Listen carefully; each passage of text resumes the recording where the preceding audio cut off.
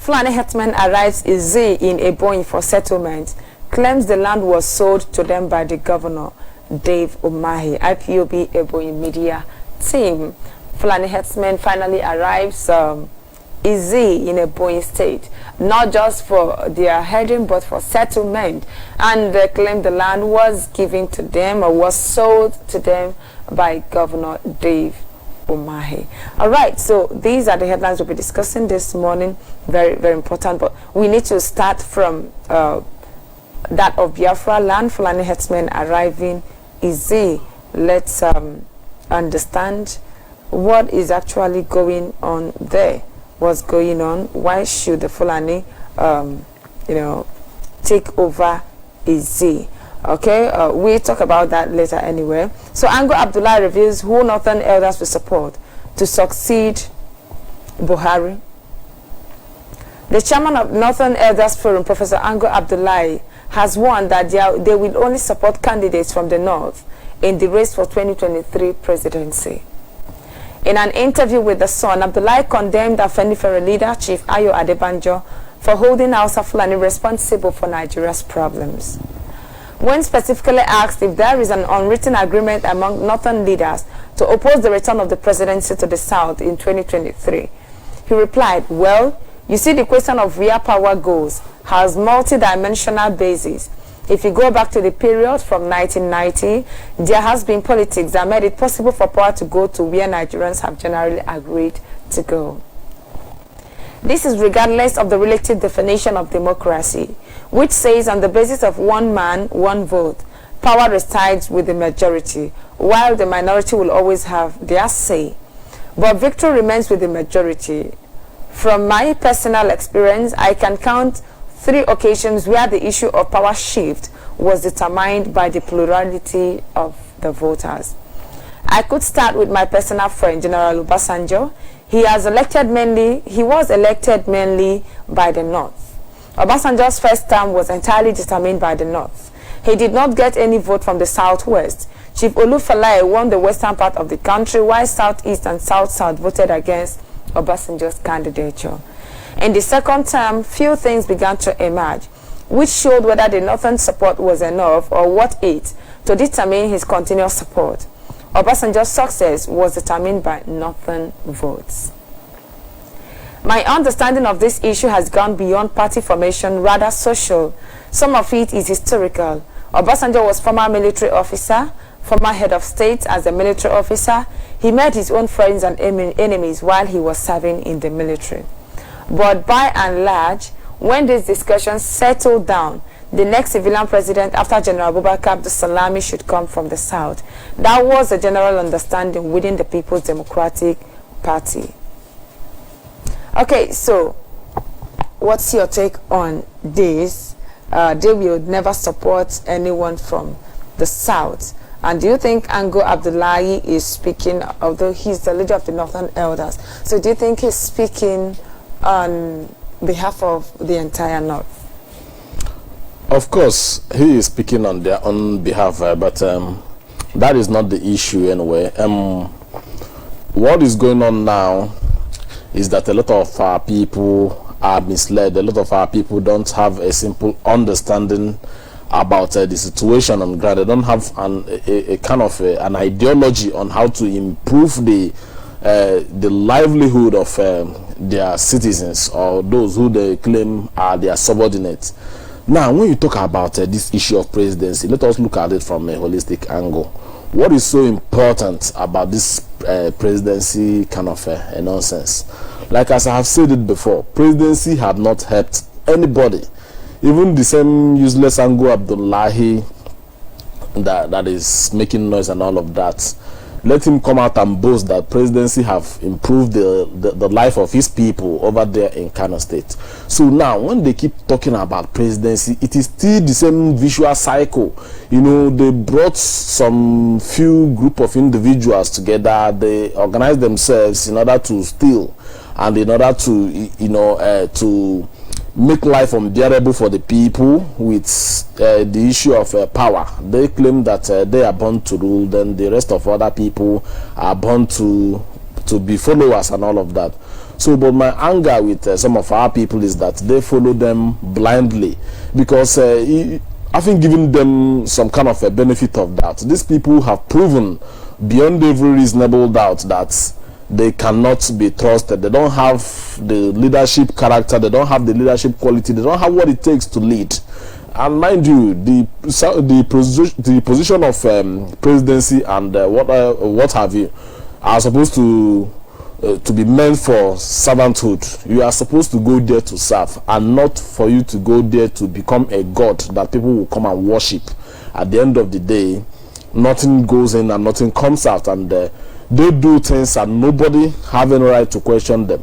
When I talk about shifting presidency to this zone or to the other zone, even Obasanjo, the same Ogun state he's coming from, go there and still check the level of poverty in there. Poverty is still everywhere, in spite of the fact that he has taken so many turns in ruling this very contraption, this animal kingdom, this contraption that was concocted by the British and put together and called it a country. Obasanjo have taken so many time to rule, and still the life of his people has not yet been improved. There is still high rate of unemployment in Ogun State as I'm speaking to you. Is it Babangida or Shagari, or let me even put all the northerners together that have taken turn to rule this country for more than 50-something years? What are their achievements?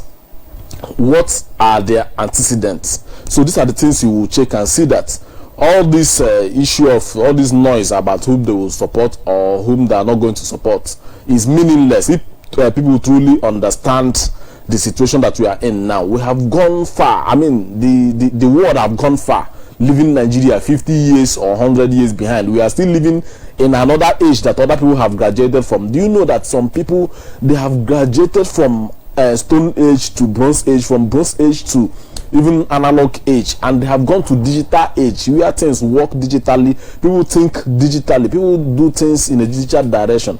Now you still recycling around one particular nonsense called the presidency. Now presidency, who has it held before? What improvement has it done in the life of ordinary citizens? So that is the big question. If you go to other places, other civilized world, that position of presidency is not even celebrated. Presidency is just like a common man. They don't even go with, okay, look at the president of France, riding with other of his fellow compatriots with a bicycle on the street, no convoy, nobody guarding them, and nobody's even feeling so much excited to see the president as if but it's only in this part of the world that when you see the presidency, it appears like you have seen a god. A god you have, you see it as a privilege, like somebody who took picture with Ebele Jonathan in 2008 sometime. He came and brought the picture to me, telling me, oh, finally I have had the opportunity to have a handshake with president. I say, he's a fellow human being like you, flesh and blood. He will still die. They will bury him 6 feet the same way you do. So there's nothing different from you and him. It's just that he's privileged to be in that very exalted office where you worship him. Say, I don't fancy all of that. They are just fellow human beings. I don't feel it as a privilege coming in contact or having handshake with them. It is meaningless to me. What is more meaningful is the impactation they are going to make in the other day. If it is the presidency or the president that will make impact positively on the life of people or in the life of citizens, I will be very excited in meeting him. But all these ones that will come and steal our future, steal everything that belongs to us, it is meaningless, it is useless completely and hopeless for me to be excited when I see them. So Agwa Abdullahi, speaking on behalf of the North, it is still a political statement. I see all of that as a political statement to score cheap point or to sound relevant. But shame will still remain the portion of those Ohanes and Igbo, and the portion of the Igbo governors and the Igbo politicians that keep shouting and clamoring for presidency. Now that they have seen the true picture, that they don't stand any chance, they don't for 1 minute stood any chance of smelling that very seat. Now why not come back home and look inwardly, look at what you can do for your people? I keep telling people that don't always look at what people can do for you. Look at what you can do for yourself, and look inwardly at what you can do for your own people, from the community, start from your community or from your family. Thank you very much, my sister. All right, thank you so much. Then he also said in another paragraph, he said, it doesn't matter if the North keeps power for 100 years. So what is he trying to tell people? He's trying to tell people that they are born to rule, then others are born to follow. So why is now, if you say it does, is it? Why is it difficult for the masses to understand this? That is the problem. That is the area education comes in, because when you look at all of this now, he said that it doesn't matter if the North keeps power for 100 years. Now, he's not even talking about if the North can develop, can bring meaningful development. What you are talking about, what is the reason of creation of power? What is the reason of organized society? Because when you look at it now, in the First Republic, where people are allowed to manage their resources and to develop their own region at their own pace, things are not like this. Nobody is getting crazy about the presidency or nonsense or concentrating power in one place and all of that. Now, the only thing that would have mattered to people is the improvement of their livelihood, improvement of their education, improvement of their living standard. These are the most important things. But if you go over there in the North, where they produce the presidency, where they keep the power, the place is as useless as anything. Do you know that even some part in that same kind of state that this useless Ango and Abdullahi is talking about, if you go there, people still live in mud house, the house that they have lived over 300 years ago. People still live in those mud house. They have not seen anything that has to do with civilization. There are some places, there are some villages you will go in that same kind of state. I mean, if you tell them that something like a handset or a phone exists, they will like, what are you talking about? As in, they are still living in another age, maybe 100 years back from now. You know, yeah, 100 years behind, just like Nigeria is living 50 years behind some other developed nation. Yeah. That is the same way those people in that village, they are in this same country, they don't even know if they are Nigerians or not. If you go to Birnin Kebbi, there is a mountain. After climbing the mountain, you still see another village where people still are naked. That all these things is in the North. Really? They don't, yes, they are naked, and they have their own kind of a way of transaction, trade by barter. Is it this thing they are using? Yeah, something that looks, yeah. So they don't even have any thought. They are completely out of touch with reality. They are even out of touch with what is happening. Are you going to call those kind of people Nigerians? So these are the kind of people, the kind of things people are not even reasoning in the first place, and people are still living in the worst abject poverty. And you're talking about keeping the power for the next 100 years, and you think if you keep power for the next 100 years, it will affect the Biafrans in any way. No, we are born to survive every situation. Even if you like, keep it for the next 1,000 years. Poverty will still not leave the northern region, and nothing will change. But it's just that the Biafrans need an opportunity. But you know what? From the look of things, they are not. I don't think they are doing. Or do you think they are doing this thing just so that poverty can leave the north? Well, I don't think so. If it's about poverty, I think there are some issues that need to be addressed, because even the poverty does not, they don't really work against it. They don't try to, you know, to elevate poverty or alleviate poverty from the north. Poverty remains there. So I think it's all about power. I think it's all about what they want, because of what their forefathers said, that this is the estate. And of course, their religion, I think also. So these are the things we really need to look at very, very importantly. Are they keeping this power for the sake of religion? Are they keeping this power so they can, for the sake of conquest? Why are they keeping this power? That is the question. Okay, well, the reason why they are keeping this power is because they don't understand the value or the true meaning of power. If you go to China, I'm sorry for using China as a case study, but I'm somehow in love with China, because the way they believe in themselves, you know, they believe in giving they believe, like, now there's some area, or during some time, let's say like 500 years ago, Kung Fu is one of the basic means of survival. If you don't have Kung Fu, then you are most unlikely to survive in China. So now, if you don't have Kung Fu, somebody who have Kung Fu will now protect you. Now, most of the basic reason, if you want to learn Kung Fu, what thing they will ask you is, why are you learning it for? Now, if you tell them that you want to learn Kung Fu or you want to get the ability to, to use Kung Fu, yes, it's basically to fight somebody else who must have beaten you in the past. They will ask you, but that is not the right reason for you to do. Because if you beat that person will go and get a new master, learn another techniques you don't know, beat you, and the fighting will continue endlessly. But if you are going to get Kung Fu, you are getting it for the sake of defending those who are weak. And it takes only a weak man to use fights as a way to prove that he is strong. Now the Northerners keeping the power, they are keeping it for one useless reason, in order to prove to others who are even far better than them in terms of development, in terms of education, in terms of understanding.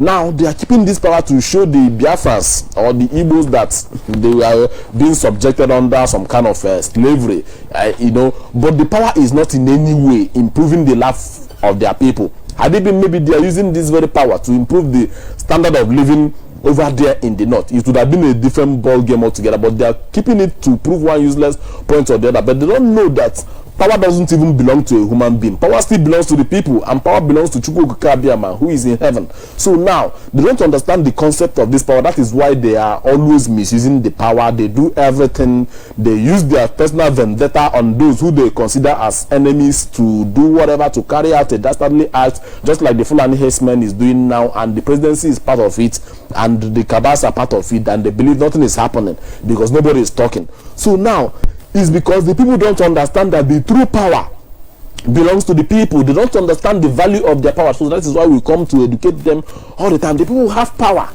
guns and bullets, or the soldiers and the uniform, I don't think they have much power as the people do, because the real power lies with the majority. Just like I said before, that if one single bee comes and start hovering over you, you just ignore the bee, say, this useless bee, have you taken kai this morning? But if that bee goes and unites with other million or maybe 5 million bees, if they are coming your direction, even the mighty, no matter how strong you are, even if you claim you have audacious, you will run away for your life, because this bee, they are more in number. Yes, you are going to kill them, but by the time they deal with you, you will never live to tell the story again. So there is power in unity, there's power in majority. So that is why it is very, very important that all Biafrans, no matter where you are, no matter where you find yourself, you need to be part of what IPOB is doing, because the more we are plenty in number, the more we stand more chances to defeat our enemies that are coming to, because their own plan, the reason why they are doing all those things is to make a formidable plan so that they can fulfill the will of their great grandfather Usman Danfodio. Also, the vision has been kept by Ahmedu Bello that the people of the West, the people of the East, cannot be allowed to control their own future. So they want to hold the power in order to be able to control the future of others, not because they want to use the power to benefit themselves. So if our people should begin to understand this, that this is the real reason why these people are keeping on to power, they are not shifting the presidency to the north or to the west because they want to develop the people, or they want something that will benefit the people. Okay, if truly it is anything to go by, why is it that there is a high rate of poverty in their region? So these are the main vital questions we should be asking. So that power is more or less very, very useless and very, very hopeless completely. Thank you. Okay, thank you so much. Before we go to the other one, this particular one we just treated, I will read it out exactly the way it is for benefit of that. And we got that from Vanguard News.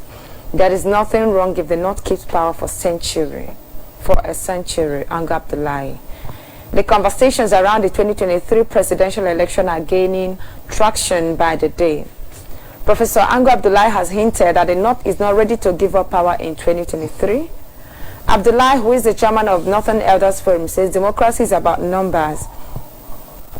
The chairman of the Northern Elders Forum, Professor Ango Abdullahi, has stated that the North can keep power for 100 years if it likes, saying democracy is all about number and the region has the numerical strength to achieve it. Abdullahi stated this while speaking on perceived permutation as Nigeria looks forward to another general election in 2023.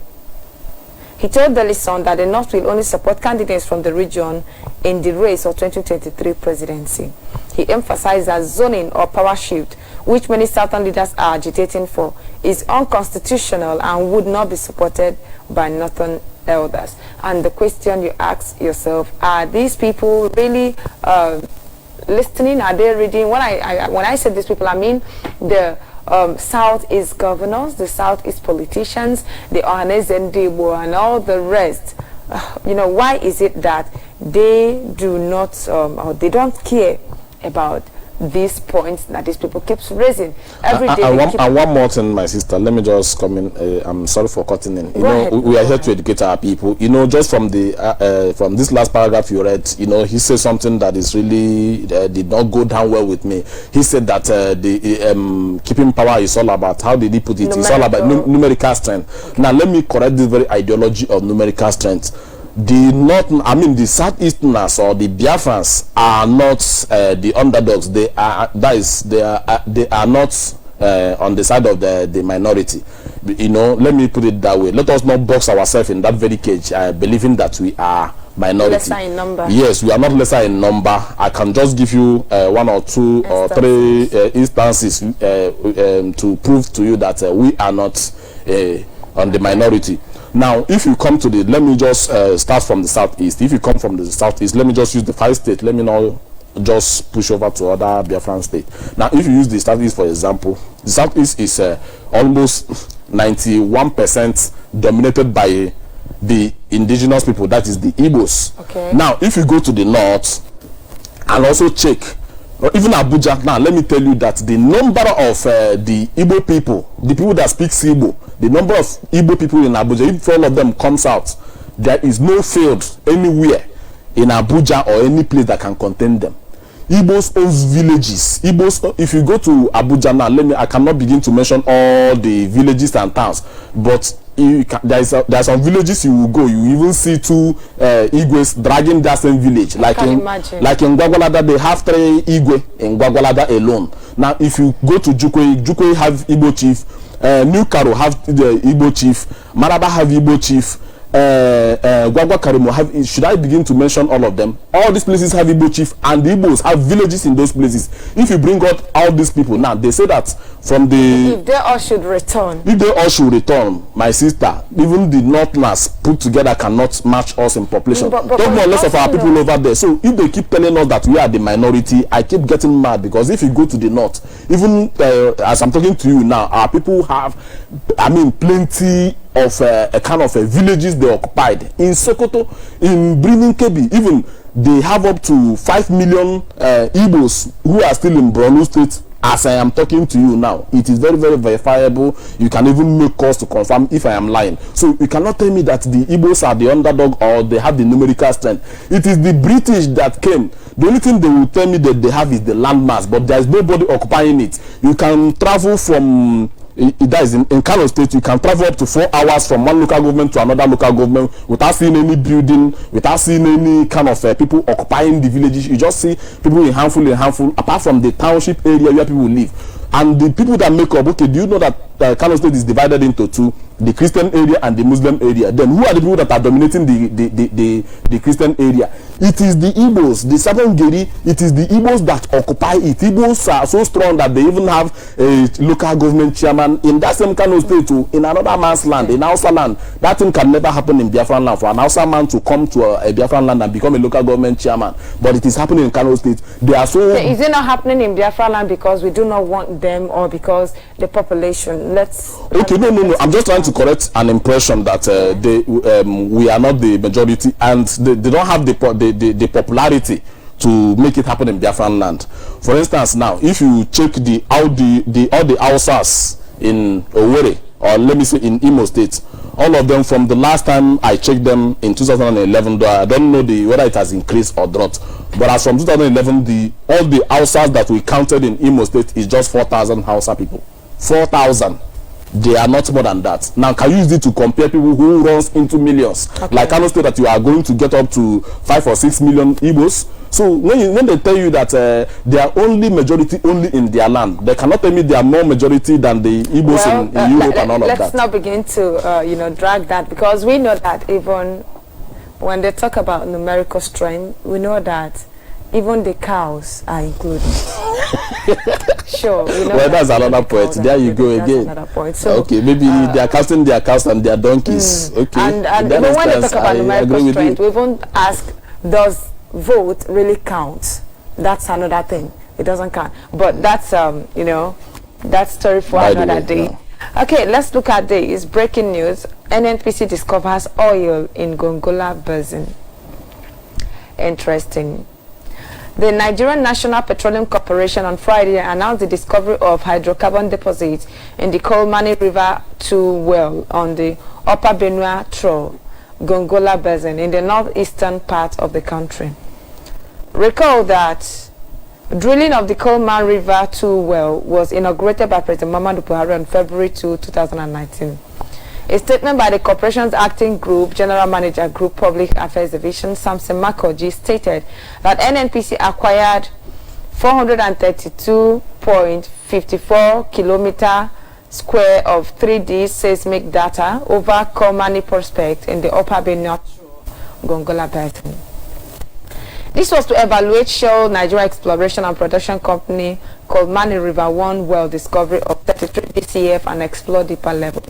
The well was drilled with Ikenga RIG 101 to a total depth of 13,701 feet, encountering oil and gas in several levels. This is interesting, and don't you think it's a welcome development? Well, my sister, it's a welcome development, but just that on the contrary aspect of it, going by the dermatological testing of H2O5 BC of the oil level, that has been detected, I don't think the oil is in commercial quantity. But I was just praying that Chukwuka should at least make the oil, that they are still going to discover in some other areas around there to be in a commercial quantity, so that we can have peace at last, because the love of crude oil is the only thing that is keeping one Nigeria together. But do you really think, sorry, do you think this could be true, or some pipes have been channeled from Biafra land to there, Well, my sister, on a second thought, anything can happen, but on a second thought, there is still possibility they might have detected. But the only thing you have to understand, detecting oil is not the problem. It is about having it in a commercial quantity. I don't know if you're getting my point. Yeah. There are some villages you will go in order to drill a borehole. You will just drill in less than 50 meter or less than 100 meter. You've gotten enough water. Enough clean water for you to drink. But there are some villages, even in my own village, you can drill up to 800 meters without getting a single drop of water. So we have the same issue. So the same issue is what is happening here in the north, in the north, about their discovering oil. Had it been these people will discover this oil, and one can even have peace of mind for once, as I think it will be a better thing. But also on the contrary aspect of it again, I don't know why these people, other people are moving forward and these people choose to move backwards. Keep depending on oil. Yes, because if you look at the oil technology is completely running out of fashion. The reason why we are having dollar crisis and the euro crashing against the naira, is it not because of the bombing in Saudi Arabia? Now, if Saudi Arabia manages to rebuild their refineries again, this thing will go high again and naira will fall all over again. So which means oil is completely useless. Those people even who deal on it knows what I'm talking about. And now look at America. America is doing something now. They are producing this kind of carbon monoxide kind of fuel. Okay. They are producing, and what they want to hit in the market now is about 12,000 barrels per day. 12 million barrels per day. That is exactly their target now by next 2-3 years. That is what America is planning to do now. So by the time the law of demand and supply, if the law states that if the supply is higher than the demand, then one thing is bound to happen: the price will definitely go down. So now if America bring out this their own now to the market, 12 million, I'm talking about, Nigeria is producing less than 2.something million barrels per day. I don't know if it was up to that. Now America is ready to launch 12 million barrels in the open market. Now how is Nigeria going to compete with America? And now take a look at it now. By the time America launched that very thing they want to do now, it means oil will become completely useless. So what are they hoping to survive on? Now look at their domestic debt. Everything is rising every day. Nothing is increasing. Their internally generated revenue is nothing to write home about. It has not even increased even in 1% of anything. They are still owing the debt, go and check their debt profile. So Nigeria is completely dead, you know, literally, but people don't understand it. So oil is not, even if they discover, even if they discover H2O6 level of oil in that very place, it's still going to, it's still going to be at least. It's not going to be any better. It's not going to be any better. I just give them from now to 3 years. I don't think Saudi Arabia will even take up to 6 months to rebuild their refinery. If Saudi Arabia finally rebuild their refinery, Naira will fall all over again. So people are just making investment, enjoying now, but it's still going to fall. It is it's a kind of just temporary, inevitable future. So the only thing is that people should start thinking. They start making use of their brain. Even Brazil here doesn't even have oil, but with their dairy product and everything, they are still raking in billions and trillions of dollars. Malaysia. And look at Malaysia and so many of them. So why is it that these people want to die because of oil? So that is why we Biafrans, we are thinking more differently than the way they are thinking. Oil is not our problem. If they want, we can give them the oil for free. Let them just allow us to be on our own so that we can develop ourselves with what we have. The greatest asset of any man in this life is your brain, and not the oil or the natural resources you have. Thank you very much. All right, thank you so much. Let's look at this very important coming from Biafra land. So Fulani herdsmen arrived in Ebonyi for settlement. Claimed the land was sold to them by David Umahi, the state governor. Fulani herdsmen moves in a mass with more than 20 fully loaded vehicles of their men, children and women on 12th October 2019 to Izi in Ebonyi state, claiming the land has been sold to them by the state governor, chief engineer David Umahi for Ruga settlement. The youth of the land protest against the barbaric and the decision from the selfish, ambitious politicians in the state, but they were being resisted by the Nigerian police sent to guide the Fulani herdsmen by the state governor David Umahi. Speaking with our correspondents, a reliable source in Ebonyi State Government House who spoke on the condition of anonymity revealed that the state governor of Ebonyi, Dave Umahi, gave the Fulani herdsmen cash worth more than 5 million for feeding of on their arrival to the state early morning hours of Saturday, 12th October 2019, before moving to Ize, where they were given hectares of land to occupy.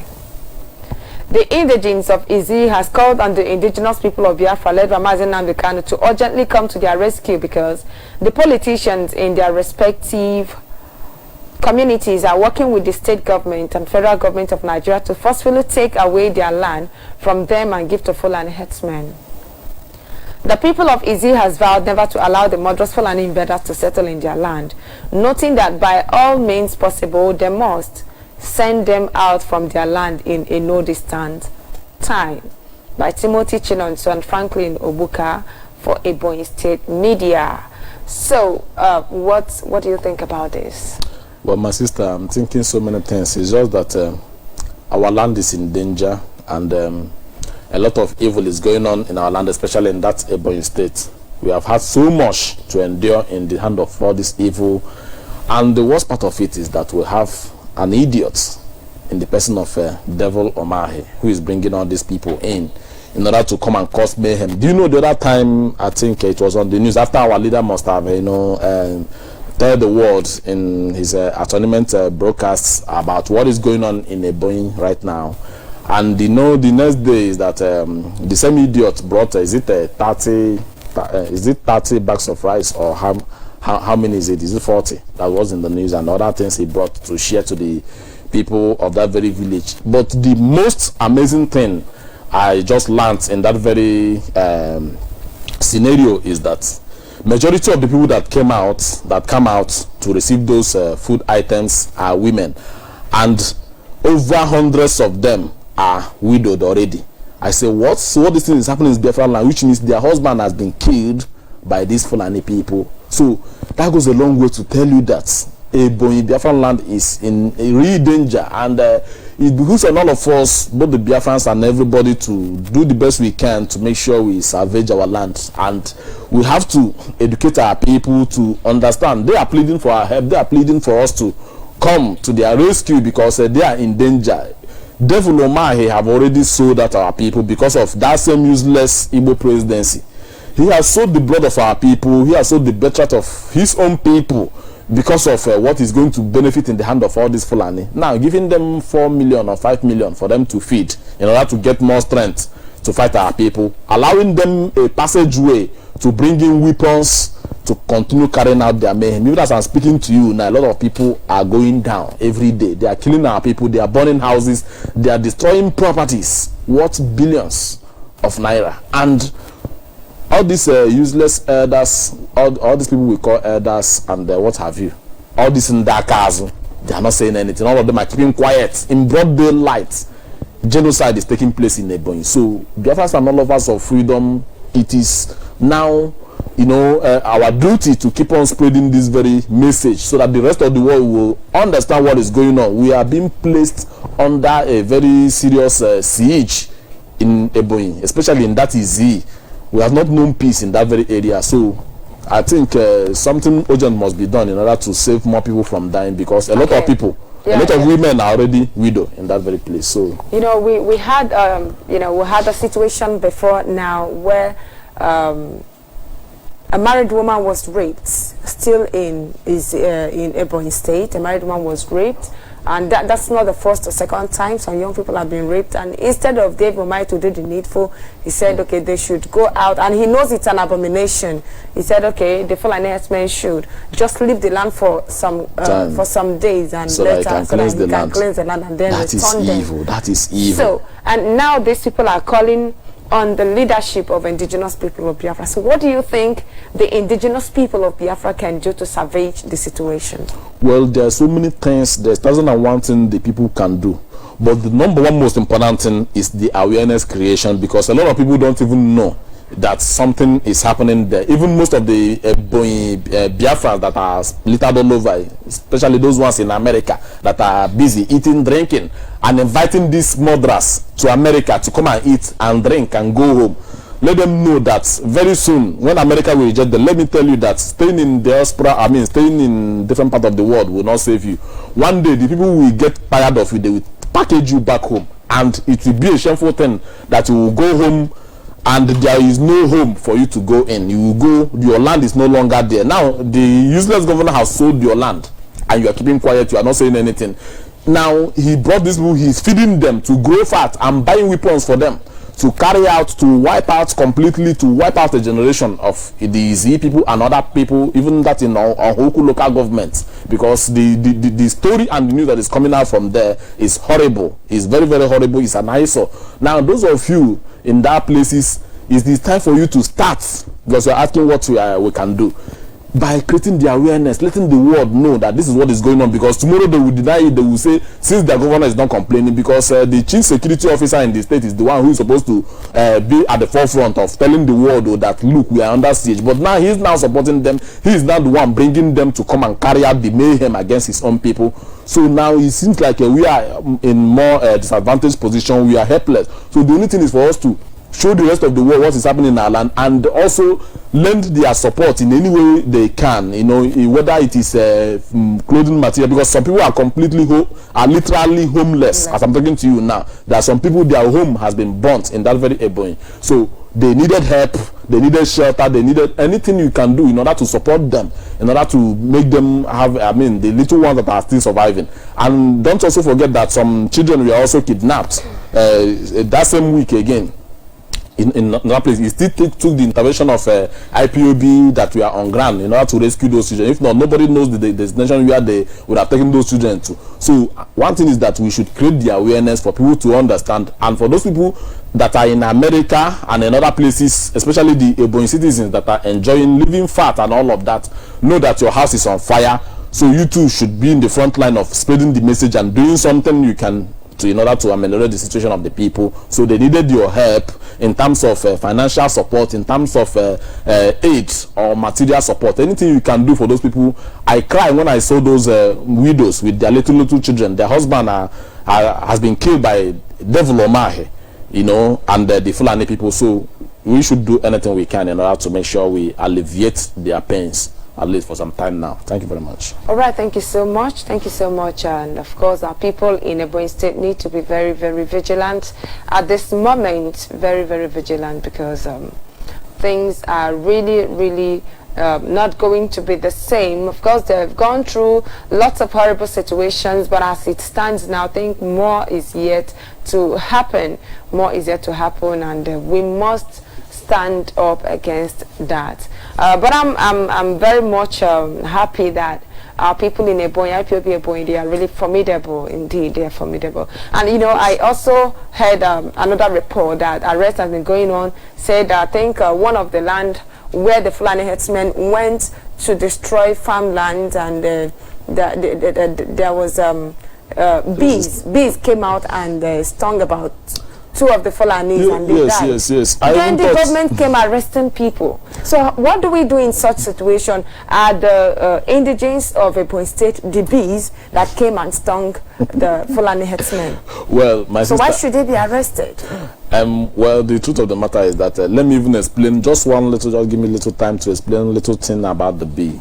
You know, the bee is the most important insect in the world. Yeah. So the bee is a preserver of life. Since devil or man, he cannot preserve life, and the bee is now doing the work of preserving life, because without bee, if all the bee in the world stop existing, me and you now will not last up to 3 months. We will die off in this very face of the earth. So that is how important bees are. So for bee to take up the fight in order to defend the people, and instead of a devil or man to go and arrest the bee that did the fighting, the devil or man left the bees to arrest innocent people whose farm product must have been destroyed and who means of livelihood, because they are farmers. Let me tell you that Ebonyi province of Biafran land and also Enugu province of Biafran land is the food basket of the nation. If you don't know that, they feed both the southeast region, the south region, and even up Benue and the rest of them. But now the Fulani herdsmen are breaking the straw of our means of livelihood. So this is evil that is going on in our land, and it must be rejected and resisted in any way. And the villagers that are taking care of these bees, please, I'm still encouraging you, if there's anything you can do, don't mind the arrest and everything.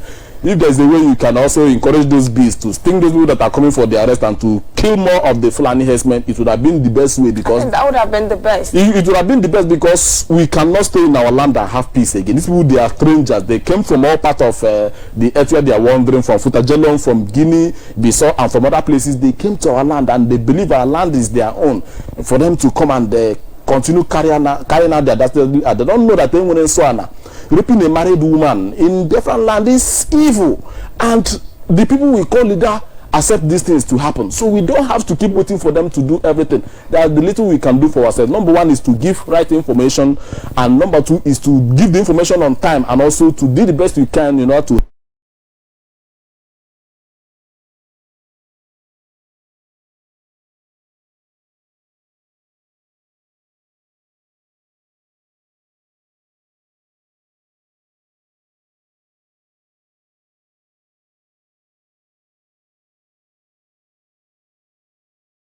Let's look at the next one here.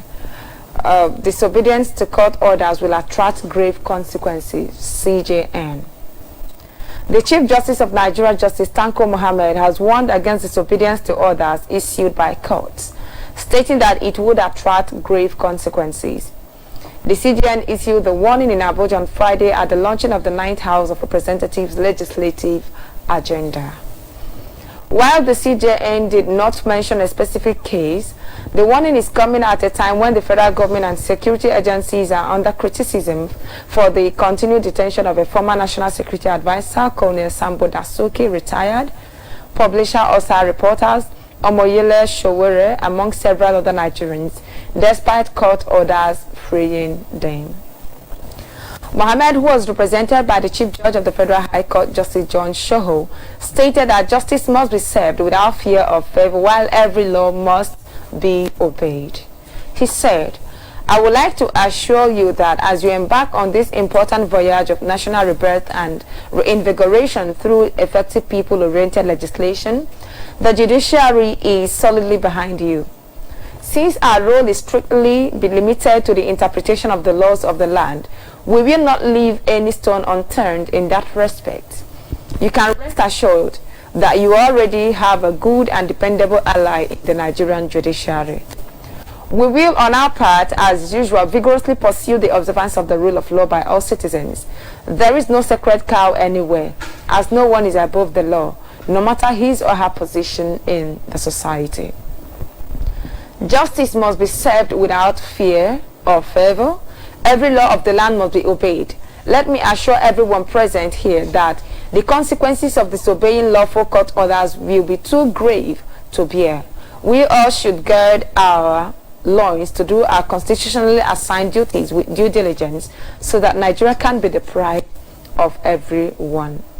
The CJN also warned the National Assembly against using its powers carelessly, stating that the stability of the country rested on the parliament. Also, Mohammed has asked the Senate to amend the constitution to reduce judges' workloads. He said an urgent review and amendment that the 1999 Constitution would ensure, among others, that all manner of cases did not have to terminate at the Supreme Court. Okay, needless reading further, just like the headline says, disobedience to court orders will attract grave consequences. What do you think when a liar suddenly begins to condemn lies? You know, that I think we need to look carefully if really the meaning of lies or the meaning of truth is still intact. Okay, now let me come in this way. First of all, before I even go dive into that, you know, that man is supposed to be a herbalist somewhere in his village. And they went and brought him to head the Sharia court, and of course from there now Buhari or the Jubril of Sudan or the Kabas now brought him to come and be the CJN. Somebody who doesn't even understand what technicality is all about in terms of law or in a legal term. Then how can that person understand what disobedience of court order means? You know, he is probably having something different in his mind, and saying something different. You know, what he meant by all of these things he's explaining here, or what he's pontificating here, is quite different from the literal meaning of what that thing is if you interpret it to the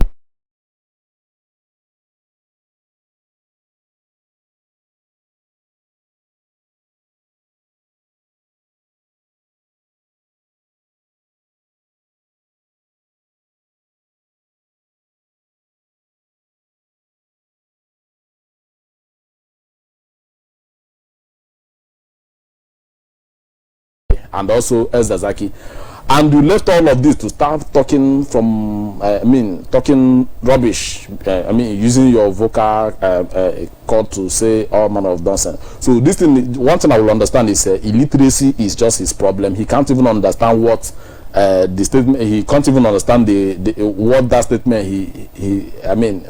the true meaning of that statement he's making. So because if he really understand it, you know, the way it is, I don't think he would have come out to, that man is very, very shameless, and the people that brought him there are also shameless and useless people. They brought somebody who don't even understand a simple terminology in legal terms to come and head a country, or a contraption that is called zoo. So what do you expect? Normally, what he's supposed to be doing is to carry his bag of herbalists to follow cows from coast to coast. I think that one he will understand it, or to apply those kind of laws to those cows they are chasing up and down. That for them to come, and how can you bring somebody whose brain is also the same thing, it has the same reasoning with that of cow, to come and lead? To be the CJN. The Chief Justice of the zoo called Nigeria. It is very, very laughable indeed. And one thing that pains me the most is people that call themselves professors will happily be subservient to these very people, or NNPC and all the people that call themselves elite will still allow this kind of thing to happen. And the most painful aspect of it is Onogen, who is an educated man, and also somebody who understands what law is all about. He was there, and all this evil is happening.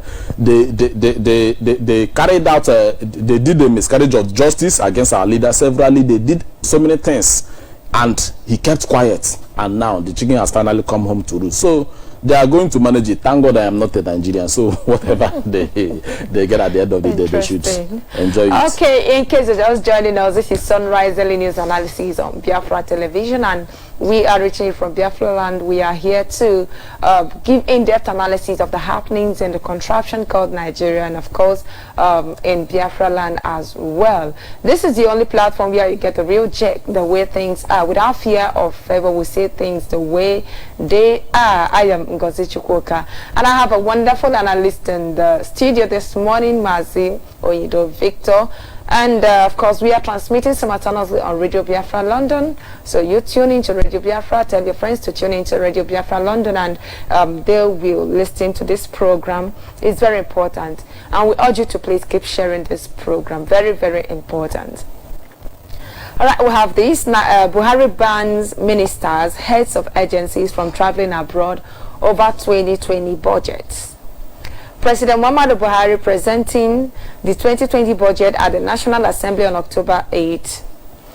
The Nigerian President Muhammadu Buhari has placed a travel ban on ministers and heads of agencies in order to ensure the swift defense of their proposed 2020 budget. Sequel to the presentation of the 2020 appropriation bill by Mr. President to the National Assembly, President Muhammadu Buhari has directed the immediate suspension of international travels by all cabinet members and heads of government agencies, so as to enable honorable ministers personally lead the process of budget defense at the National Assembly. A statement by Willie Bassi, a Director of Information in the Office of the Secretary to the Government of the Federation, said. President Buhari presented the 10.33 trillion naira budget in a joint session at the National Assembly on Tuesday. Don't mind me, I was, trying to call out the amount. I wasn't really... It's mind-blowing, so... It's mind-blowing, so you don't blame me. I was looking at it, I was like, is it really, am I reading the right thing? 10.33 trillion naira for 2020 budget. Suicide. Okay, so let's apart from the budget, the amounts involved, whatever, can we look at the issue of the travel ban? This is not the first time a budget is being presented, so what makes this one different, that he had to place a travel ban on all the ministers and head of agencies? Well, I've never heard of my that. sister, the truth of the matter is just like somebody who is planning to commit suicide, and instead of you to go and stop that person, because if you try to advise the person not to commit suicide, the person will not listen to you. So the only thing you would have done is just to maybe escape, because in Nigeria they say that vum carry a statement, that is, if you make a run for it before police will come, because if there's any crime scene, if there's any place that a crime is taking that is happening, or a crime is being committed, by some hoodlums or all of that, if police you have to come to that very place, they don't even care to make a deep-rooted investigation. No matter your innocence. Yeah, they will arrest anybody they see around that vicinity, just like what they did in Aba, killing people and burning their houses, innocent people. So this is what they have been known for. So it's better for you to just run away from that scene in order for because they know that if all of us are if all of them should stay together, the building will collapse on their heads. So that is exactly what is playing now. So now they have been enjoying the fruit of that evil proceed for a long time now. But when they saw that this one is suicidal, a country that is running on deficit ever since the inception of this administration of the dead Buhari, and mind you that the person that is making that very statement is the de facto president Abba Kyari. So now the main man could not even contain the pressure that comes with or the responsibility that comes with that office. He's dead and is buried in Saudi Arabia. Now this idiot and this corps of idiots that gather themselves as Kabas and the rest of them, of which Obasanjo is also probably one of them, Babangida is also probably one of them. Now they are watching this man or this group of people, trying to sniff out the life in the zoo, because if they should kind of go ahead with what they want to do now, it means that very soon the zoo called Nigeria will be for sale and there will be nobody to buy. That is a horrible situation. So placing a travel ban on them is more or less trying to stop them from escaping, because they know the impending cataclysm that is awaiting every single one of them if they should push through with that very thing. So that he wants them to do it by fire by force, and they know that Biafra is already here, and they want to do the best they can to steal the last drop of whatever they can steal in order for them to welcome that very shocking event that is inevitable for them. So that is the reason why he's placing travel ban on them now, so that they don't get to run away until they finish what they started. So that is exactly what. Do you think it also have something to do with the new way the indigenous people of Biafra have learned to treat these politicians abroad? Don't forget, apart from the indigenous people of Biafra, think those of them from Edo State also harassed or embarrassed Obaseki, in New York. So do you think all these things could also be reasons? He also, being Buhari, has faced lots of humiliation due to the protests. Well, the truth of the matter is that I don't think it has anything to do with the indigenous people of Biafra. This is completely politically inclined decision, because if it is banning them, it's more or less kind of doing us a favor, because all of them will be here and we will keep tormenting them. Now for them to escape and go over there, for us to also meet them over there to treat their problem. So what he is trying to do is more of a political, because of what is in there. Now when you check the budget, you see that over 300 and something million is mapped out just to feed dogs. And you begin to wonder that some of all these citizens, all these people that are supporting these politicians, they are better than dog. They can do the work better than dog. If it's to back, like dog, they can do that. Feed them with this kind of money, and their life will change. This kind of money will change the life and destiny of people. And now they are mapping out 300 and something million to feed dog. I didn't talk about the one they are going to feed horses. That dog, what kind of dog is that?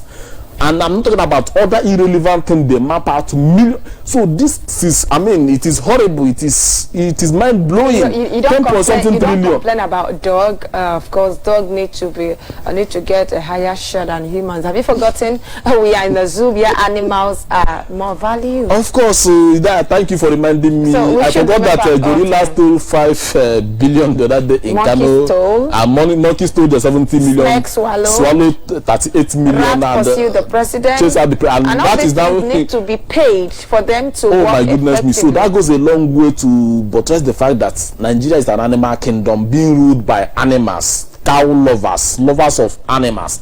So it is now behooving on the people for them to see the handwriting on the wall and begin to do something. Make haste while the sun still shine.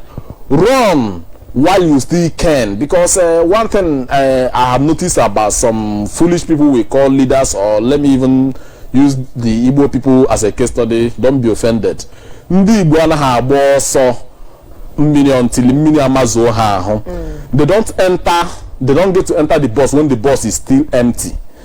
They only enter the bus when the bus is remaining one chance. That is why Hannah Jab had one more chance. Than 10 people trying to drag to enter one to occupy one. To go and position meant for one person. When the position is only left for one person, now you see 20 people coming to drag. That is how they enter one chance.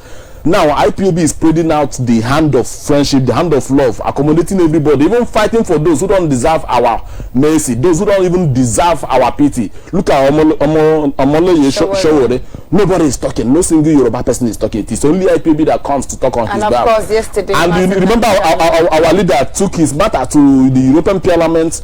Also took his matter to the United Nations. Yesterday, who could have done that for us? Also did a broadcast on that with Sahara reporters. Oh my goodness me! He was their special guest yesterday. Are you serious? I missed that very program. Maybe I will go back to it. So that goes a long way to tell you that we fight for those who don't even deserve that kind of kindness from us. And at the end of the day, how do they pay us back? But that one aside, I'm talking to our people directly. If you cannot be a supporter of this, if you cannot be a partaker of this, please don't pull what we are doing down. If you cannot, if you cannot make the best out of us, please don't make the worst out of us. If you cannot, take us to a higher place, don't take us to the lower place. IPOB is there, and we are open for everybody to be a partaker of this. Let us restore our nation, because we come here to tell you, to educate you, to tell you that the zoo is uninhabitable for anybody. Look at what is happening. Is this kind of a thing going to happen in a civilized nation?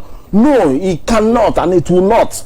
Now, because we have some few people, because of their selfish frivolities, their self-centeredness, because of their personal gain, they don't want to be part of what we are doing because they have been settled. But how about you that has not been settled? You are there suffering, washing plates, washing dead bodies, doing all manner of menial job for you to find something to eat at the end of the day. That is not the kind of life that is meant for you.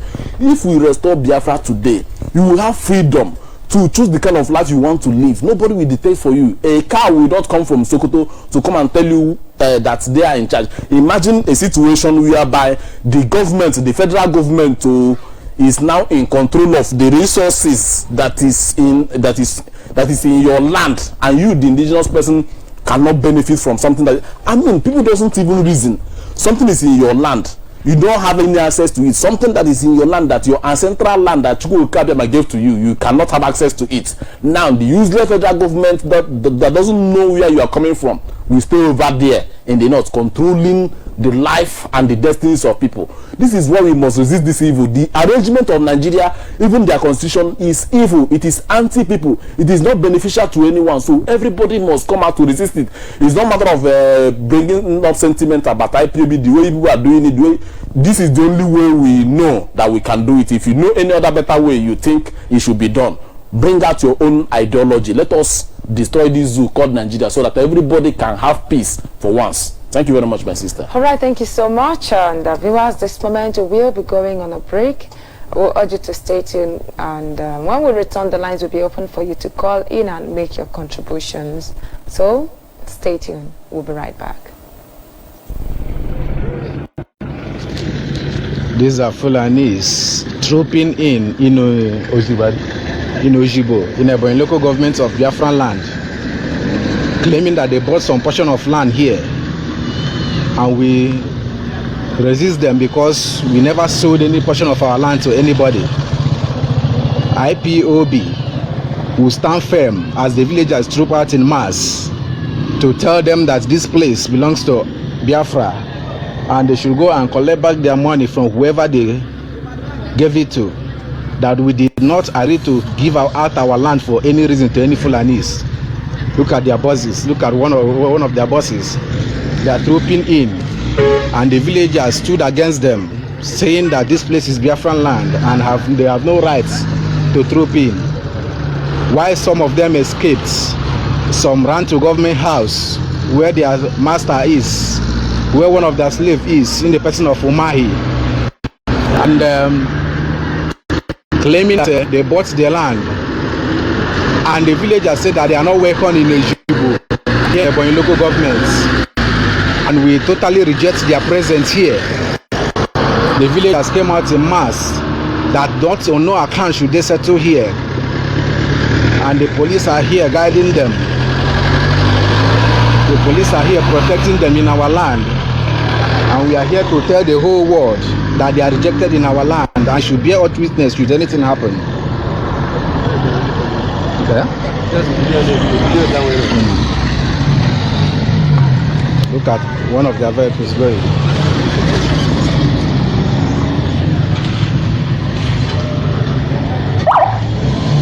Start here. I got money behind again.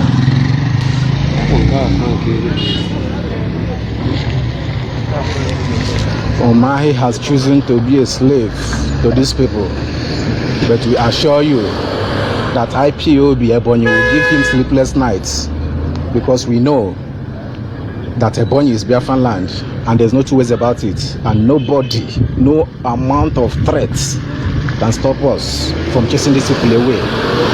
They are doing their own now. No amount of threats will stop us from dealing with these people. This is the Ebonyi State Neighborhood Watch guiding them, because the villagers would have dealt with them even without fear in this afternoon, if not for the sake of this police and all the rest of them guiding them. We are here to tell the whole world that they are not welcome here, and we did not sell any part of our land to them. Look at the police following them. But we assure you that IPOB will pay all the price it takes to make sure that these people have no settlement in our land. Stay tuned as we end it live now to follow them up.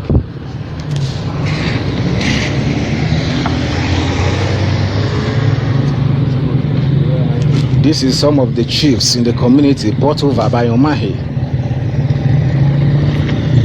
Look at their Hilux car going.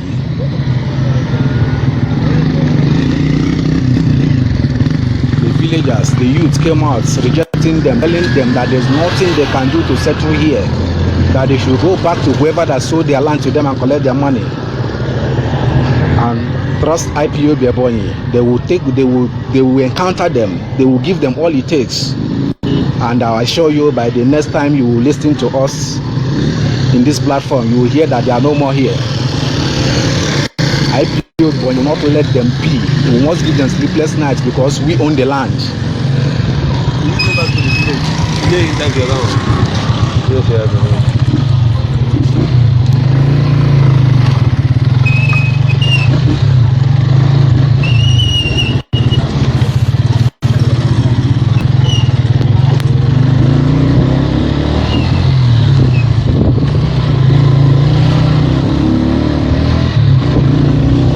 Here is Ojibo Nkaliki in Ebonyi local government of Biafra land, Abakaliki province. We are bringing this event live for the whole world to bear us witness, because they will not settle in our land. We've sworn an oath that Fulani will not have settlement in this land. We thank God that the villagers came out in their numbers. I will interview some of them via this platform to tell you how they felt and how they passed through in order to reach these people. While Ebonyi State Governor, Engineer Devuma, is there in government house seeking for lands where these people will settle.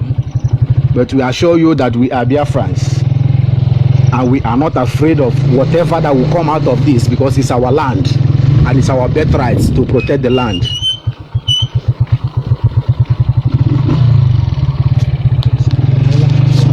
Why would they come to tell people to leave their ancestral home for idiots to settle?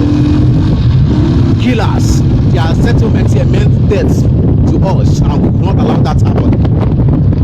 No matter, they will kill until the last man standing before their plans will be achieved.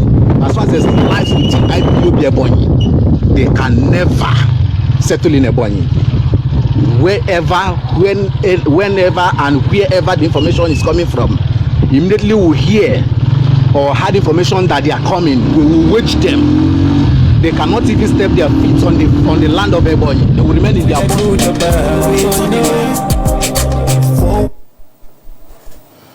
Welcome back. You're still watching Sunrise Daily News Analysis on Biafra Television with Ngozi Chukwuka. And my guest in the studio this morning is MAZI Onyido Victor. Of course, you just finished watching the video of what is going on in Ebonyi State. It's really, really horrible. You know, the number of people, it's really... but at the same time, Ebonyi Ipob are really formidable. I commend them. They are formidable. And of course, we urge them to keeping on. They should keeping on. They are wonderful. Okay, so let's look at this. Right now, the lines are open. Call us on our WhatsApp number 0905 6608583. Once again, our WhatsApp number 0905 6608583. Then our phone number is 0702 0353706. 0702 0353706. Our phone number. Our Skype and Facebook ID is at Sunrise BTV. At Sunrise BTV. Call us. Let's hear from you. What do you think about the things going on here? Okay, while we wait for your call, we still have other issues to discuss. This is coming from Amnesty International Nigeria, a press release. Nigeria. Police must investigate attack on Abia community. The Nigerian authorities must investigate the burning of 9 buildings and arrest of dozens of men and women by the police in Ndiegoro community in Abasa local government, Abia State, says Amnesty International Nigeria. We have a caller on the phone. Hello, caller on the phone.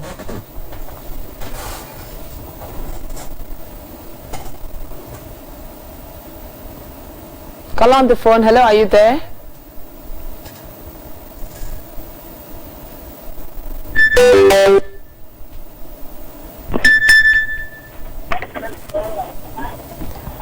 Call on the phone. Hello.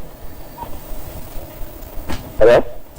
Yeah, what's the name and where are you calling from? Good morning from MAZI Victor.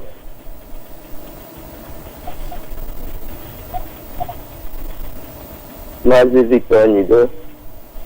Good morning, watching. Good morning.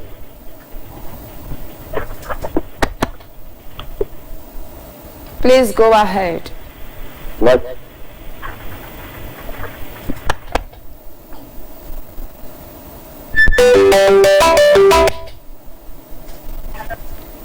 Call on the phone. Hello. Hello?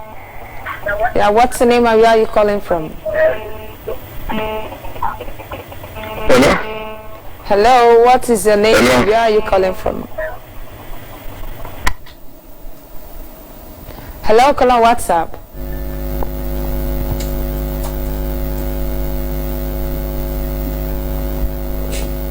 Caller on WhatsApp. Hello.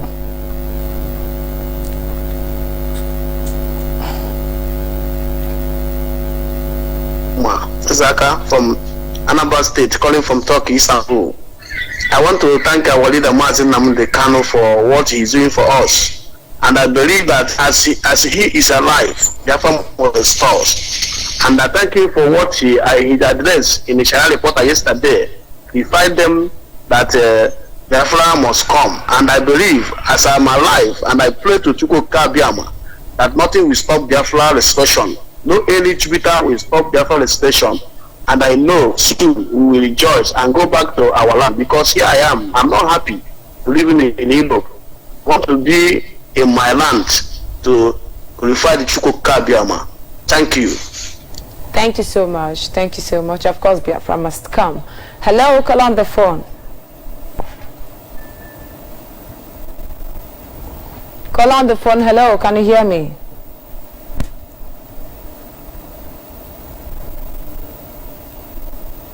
Hello?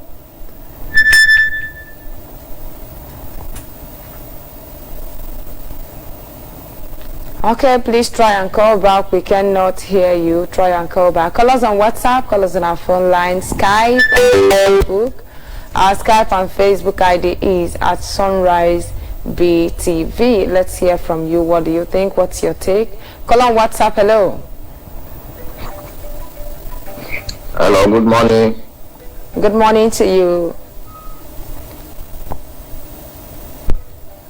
Yeah, my name is Okechukwu Okoro. I'm calling from Germany. You're welcome.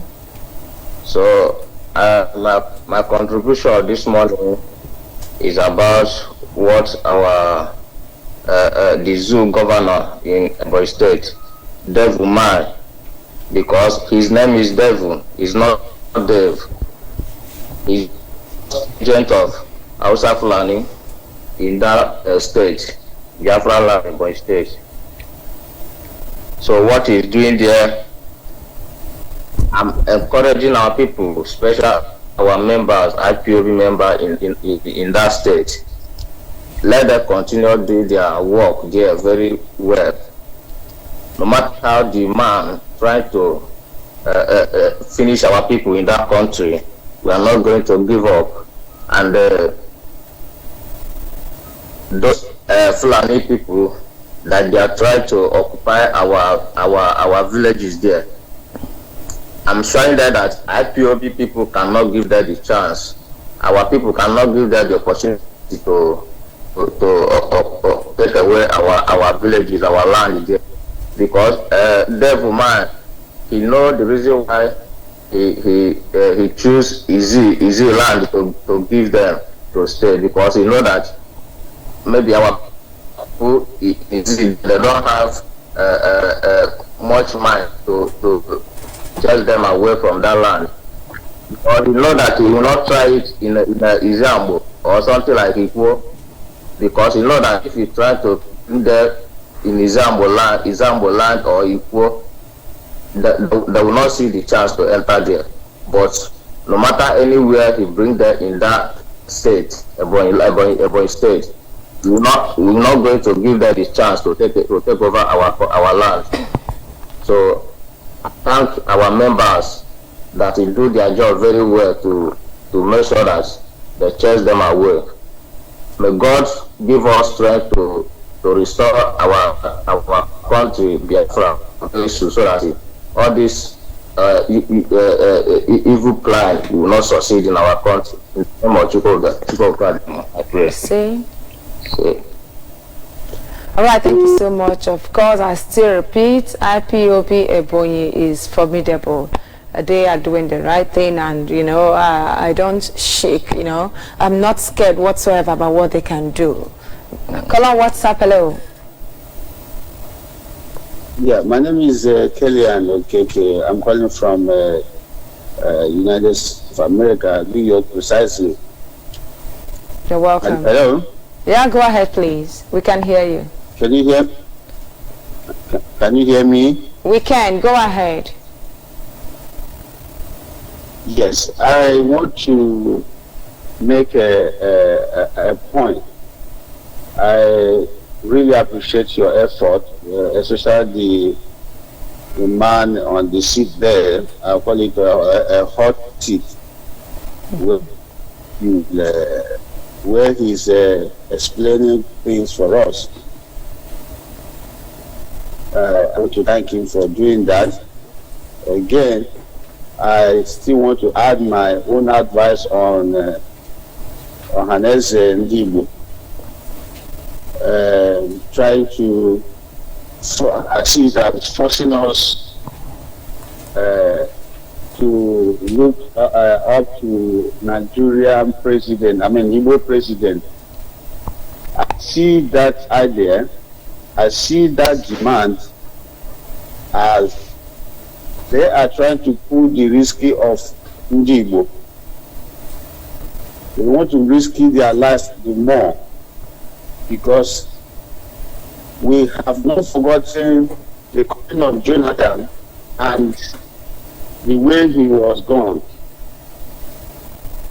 I know what Fulanis did to make sure even his vice president, the chairman of PDP, they all contributed. They all had meeting with Buhari to make sure that Jonathan did not get to that place. But they pretend as if they were in full of Jonathan. Jonathan problem is going to be a child's play if Igbo man happens to be there. And I want to ask question, why all this Igbo president? Do they know that? Hello, can you hear me? Hello? Go ahead, please, and try and summarize, because we have other callers. Yes. Do they know? They know that getting to that place, they have Fulanis and have set up all their chief security officers, which definitely they are not going to kill them, nor to remove them prematurely. And there's no way they can make a good impact on any good program the president brought out, because they will not like him to make a good achievement more than their brothers, which have already been the president before the Igbo president. So what I'm trying to say is that it's like they are trying to put more risky on Igbos, which I don't think that Igbo president is what we need now. I think what we need actually now is to give support to the IPOB so that we can get what we want out of Biafra and then relax with him. I believe so much on Biafra than that of Igbo president, because I think they're not going to get much more support. They're not going to get more backup by Fulanis and Yorubas. That's all my take. All right, thank you. Thank you so much for that. As for Igbo presidency is, you know, they are just hallucinating. That's a mirage. It's never going to work. It's a fool's gold or fool's diamond. You know what they call the fool's gold? Gold that looks like gold, but it's not gold. But a fool thinks it's a fool gold. thinks it's a gold. Interesting. Hello, call on WhatsApp. Wow, good morning, Mazi. Longest time, how are you? My name is Simon and we're calling from Maria Spain.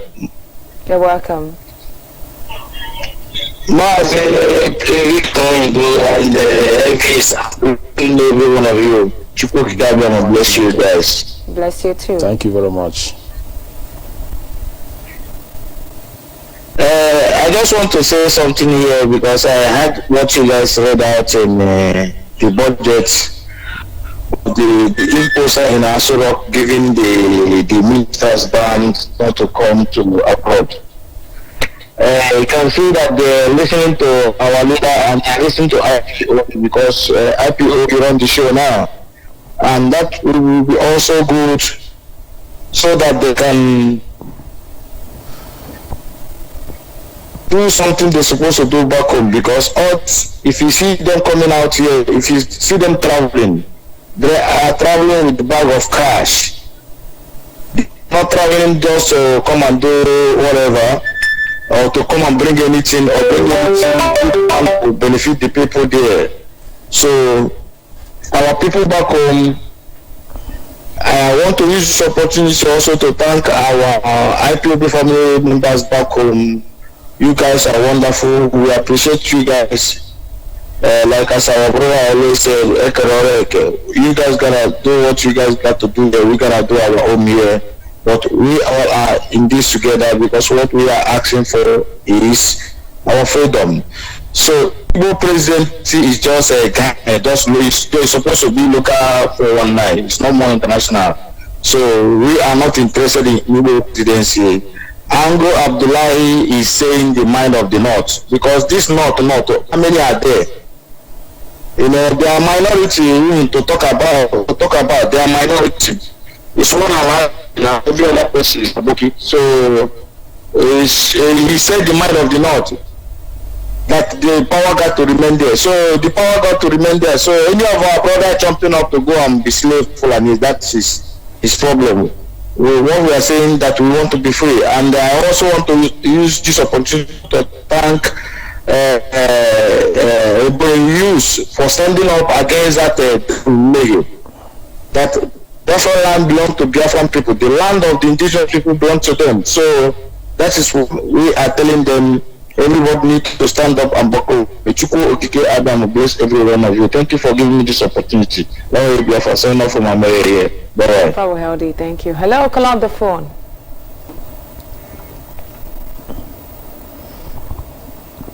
Call on the phone. Hello, can you hear me?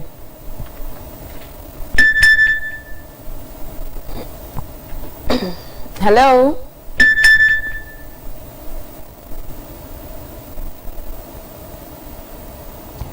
Okay, please call us back. Hello, another caller there. Hello. Hello. Yeah, what's the name and where are you calling from? Hello. Can you hear me? I hope you're not listening to your device. All right, another caller there on the phone. Hello. Hello, good morning. Good morning to you. What's the name and where are you? Hello, good morning.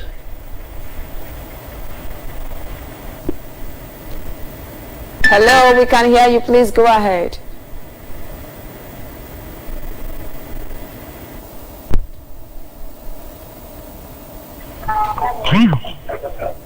Okay, we have another caller. Hello. Hello. Yeah, what's the name and where are you calling from?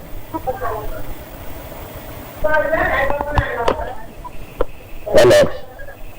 Hello, we can hear you. Can you hear me?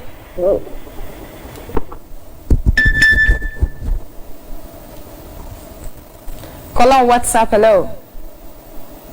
Yes, hello. Yeah, what's the name and where are you calling from? My name is Uchenna, calling from Yahoo Cameroon. Hi,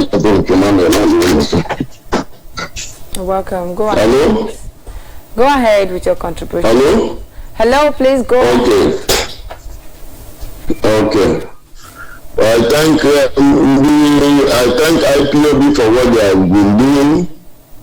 It's very formidable, and when they are in the diaspora, we thank them for all they have been doing for us. Though IPOB are wounded, it has never been easy for us since you people know the situation where you are wounded. And also, last time I just came back from Istanbul. I saw the tremendous work the Turkish people government are doing in Istanbul. It's a very shameful thing to a Nigerian government with all the resources we have in Nigeria. You know, good road, nothing. But when you get to Istanbul, you see all the tremendous good things you have in the country that doesn't have a single oil. It's a very shameful thing for Nigeria at large. And also, I'm calling for the monthly aid because right away I chatted Biafra television and I haven't gotten any reply. Please, though I'm included in the IPOB Yaoundé, but I also want to be doing my monthly donation directly to Biafra television also. Message.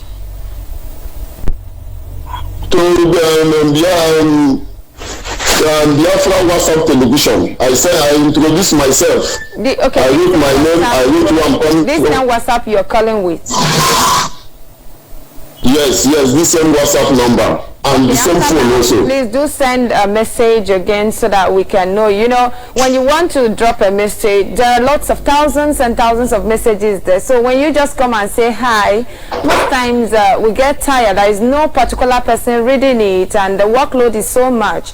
So when you say hi, kindly go straight to the point so that we will know why you are hiring us, please. You don't just drop hi, you can just come and say hello and move on.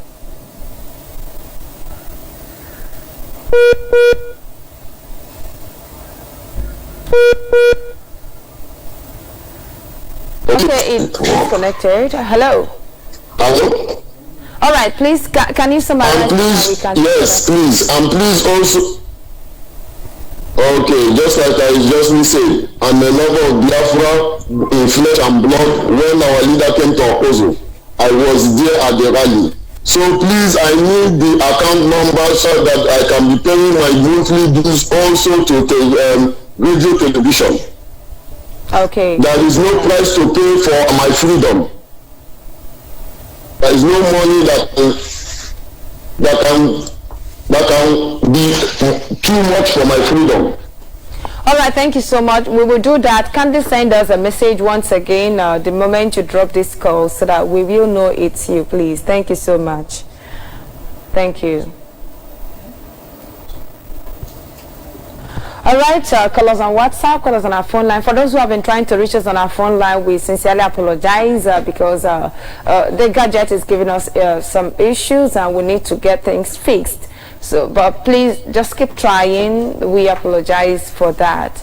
It's not our making. That's why we urge you to please work together with us. Let's put things in order. Let's update things that are already outdated. Hello, call on WhatsApp. Hello, good morning, Wadangozi. Good morning to you. God bless you all. Bless you too. I'm calling from Hamburg, Germany. I just want to contribute on this, our brothers in Ebonyi. I just want to bless them for what they have done. They have done a great job. My name is Stephen Collins from Hamburg, Germany. I thank them for what they are doing. And I want to contribute again on these people that say, and this comment that this cabal said that they don't want anybody, all the ministers and all the governors to travel to abroad. For my contribution is like, they don't want us to go to meet most of those ministers or governors in Europe here, because they know that if we meet them again, if we meet them, we will go to court. And the more we are going to court, our name are the publishing in the world, in the newspaper of the Western world. So it's like they don't want the ministers to be coming so that our name will be mentioning publicly, like also they mention in South Africa. We'll be going to court if any time we question them or we attack any of the ministers or the governors. The world will hear us. So it's like they want to minimize them not to be coming to Europe, so that our agitating will be a little bit reducing. But that is not the issue. They can do anything they want to do. We are still moving forward. I still want to remind all the IPOB members in Hamburg, even those that are waiting for me, we are now preparing for our meeting. Those that are waiting that I will pick, please let them also remain resolute. I will pick them anytime, and we'll start our meeting today. God bless you all. I thank you what people are doing. Thank you so much. Of course, we remain resolute and formidable until Biafra is restored. Thank you so much for that. And then, as for the man in Nasarok and his travel ban, whatever, it doesn't mean even after the budget they will still travel out, and we are waiting for them wherever they are or wherever we see them. We are waiting for them. We are not backing out. Nothing, no surrender, no retreat until Biafra is restored. Call us on WhatsApp, call us on our phone line, call us on Skype, on Facebook.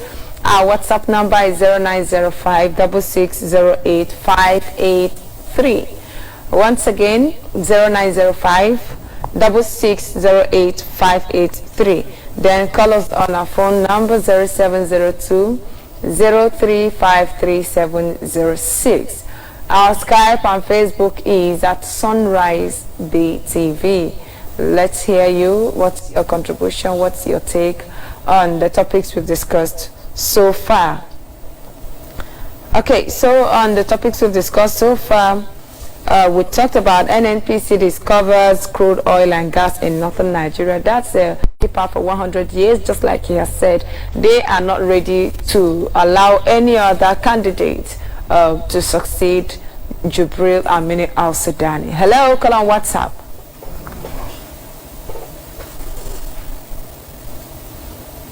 Call on WhatsApp, hello. Yes, good morning from here. Good morning to you, and, to the program. Yes, good morning from here. Can you hear me? We can hear you. Go ahead, please. We can. All right, well, and all you do, and Elvis, my brother, good morning from here once again. My name is Pastor Jack. Good morning, man. And I'm calling from Lagos. I briefly want to make my own input this morning. You see, anything you see, by the way, I have very soon by God's grace, the issue of that system with you by the social grace of God. You see, anything you see the zoo implement today in this contraction, in system of contraction, that is a typical advice gotten from the British evil government. See, all these things they are doing, the slave masters, the rich slave masters, which is the Britain, are the one guiding them and directing them on what they do. All those stupid things, Fulani people are not smart to think enough on what to do. You see, all those policies they are implementing, all those issues they are bringing on the table, getting them from Britain and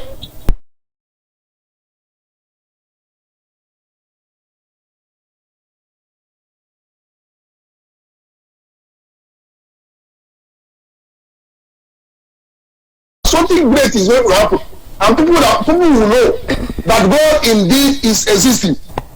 Now, finally, I want to plead to our people, please, whether you are IPOB or not, any of these politicians from Biafra land, more especially from Igbo extraction, that is coming to diaspora, please inform us secretly. And I also want to make our broadcasting stations. It's like this time around, most of them that want to travel, if we get their heat, they are not going to air it because it's making them to to stay away from that traveling. And later, they will plan another travel and make that travel where IPOB will not know. Because I know that only Lagos will come from the United States of America. But the day we waited for him, he did not come. So they are going to take these cities and we catch them. When we catch them, we cut them unaware and we do the needful. We do the needful. I think it is very, very important that we take this action that then we know. Because if we don't catch them, they will still be thinking maybe nothing will happen to them, they are smart. That one is one. And another one is all the options as they are continuing suffering up and every policies that they have made against the efforts, both the closure of border, trying to install a 76 target in Biafra land, and so on, even things or policies that we have towards regulating our people. Please, I want to beg Biafran people, you people should wake up. You people should wake up, because if you don't wake up, if tomorrow this movement goes sour, it will affect all of you. Because we have found either we get Biafra or nothing. You don't understand that language.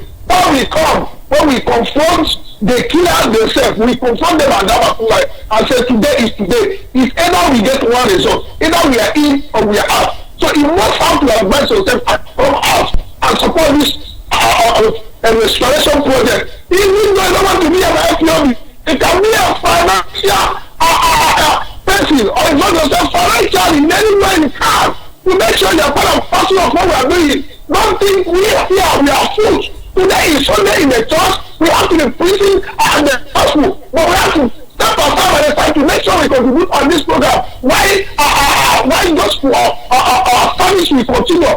I don't know what some of you are doing, you are sleeping.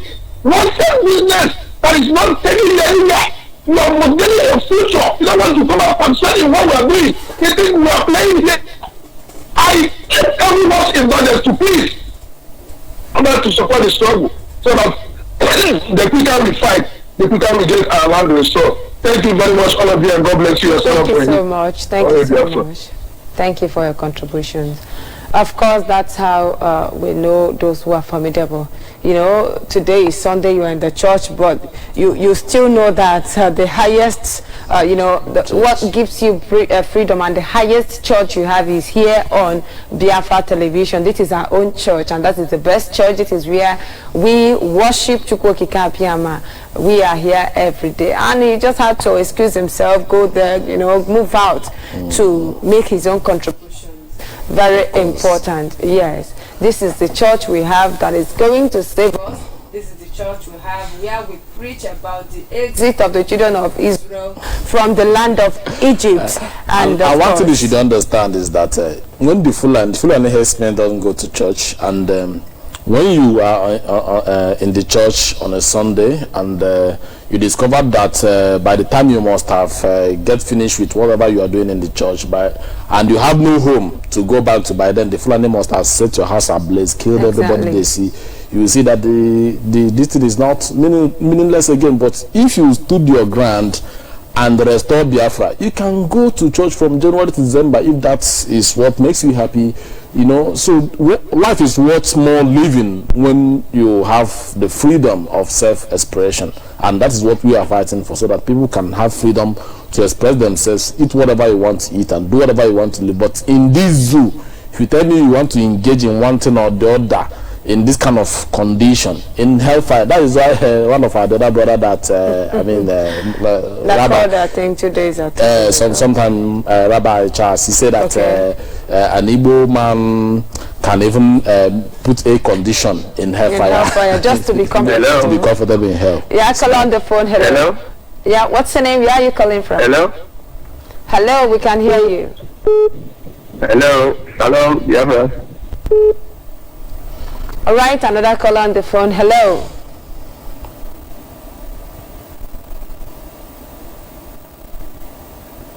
Hello, call on the phone.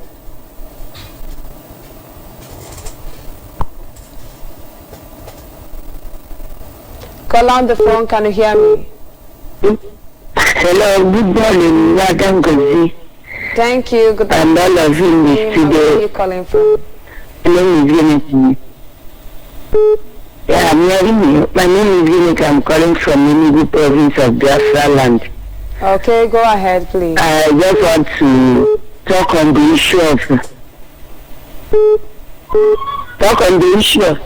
Yeah, I want to talk on the issue of Ebonyi. You know that those easy side, they are the ones that sold clothes. They are the ones that sold clothes for governor of Ebonyi when he was doing campaign. They are the ones that was so much in support of his government.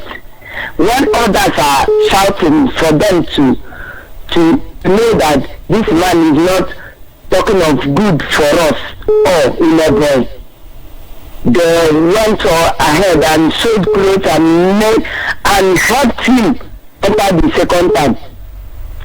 That's why he was able to sell their land. But I thank Chukwu Kadiama for IPOB. And Chukwu Kadiama will protect every one of them because they did it out of ignorance. They thought what we are saying is not true. But now they have seen it. They have seen it. They are burning their houses, destroying everything, killing everyone. But I thank Chukwu Kadiama. Chukwu Kadiama will help us in that Ebonyi. As for Ebonyi, that man in that devil in that seat of governor have destroyed the land of Ebonyi. But Chukwu Kadiama will help us. We will get our land back and nothing will happen to us. Thank you for the good work you are doing for Biafrans, and thank God for our leader, MAZI NNAMDI KANU. My name is Unique. I'm calling from Enugu province of Biafra land. We must continue. Our land, we must get it. No devil. They are fighting the last battle. They are killing us down. All right, thank you very much. We must continue. We have another caller on the phone. Hello.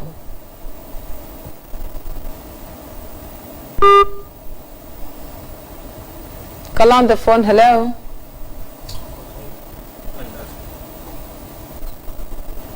Okay, please call us back so that we can hear you. What's your contribution? What do you think? Of course, we must continue. It doesn't matter. Even though easy or whatever, whichever community we are the one that supported. The most important is now that you have seen that he's no longer there for what you asked him to go do for you. So what is your action right now? And they are doing the right thing. Hello, call on the phone. Hello? Yeah, what's the name and where are you calling from? Good morning from here. Hello, MAZI, good morning. Thank you so much. Good morning. Good morning, we can hear you. Hello? I hope you're not listening to your device. My name is Chidi. I'm calling from Amozari in Mbano, Okip. Okay, go ahead. My name is Chidi. No. Oh, hey, Biafra. Biafra will help you. Oh, hey, Biafra. You're listening to your device and we'll be taking another call right now. Hello.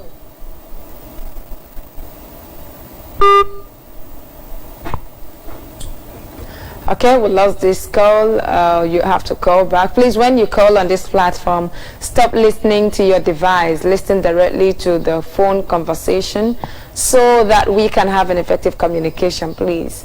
You have to turn down the volume of your listening device. That's number one, or you turn it off. The number two, when you call and we pick your call or we take your call, just listen and know when we are addressing you so that we can communicate perfectly well. Call us on WhatsApp, call us on our phone line, call us on Skype. We'll have just 10 minutes to go. We'll be taking just some more calls, like 4 more calls before we draw the curtain for today. Let's hear you. What's your take? What do you think about the issues we've discussed so far? And of course, like I was reading the report or the press release by Amnesty International, it's baffling that up until now, the Abia State governor have done nothing or said nothing about the burning of houses in Abia State. So how do you explain that your citizens or your indigenes were displaced, their homes were burned for no reason, so many arrested and taken to different facilities, different prison facilities, and you've said nothing about that? Yeah, call on the phone. Hello. Hello. What's your name and where are you calling from? Hello. Hello. Hello.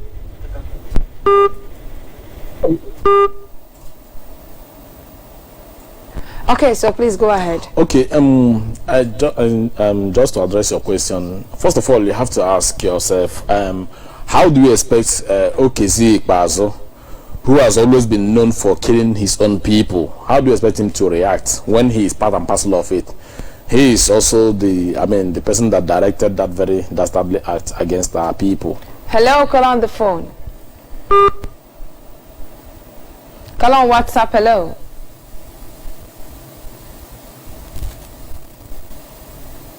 Hello, call on WhatsApp, are you there?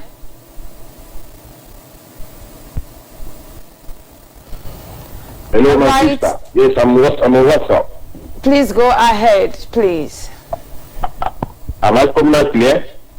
We can hear you. Please, when next you call, don't ask if you are coming out clear. If you are not, we will definitely tell you. So please go ahead. Call on the phone. Hello.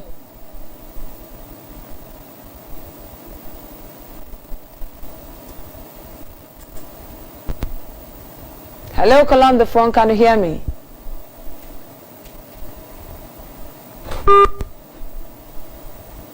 All right, well, there's a call. Please do call back. We have another caller here. Hello.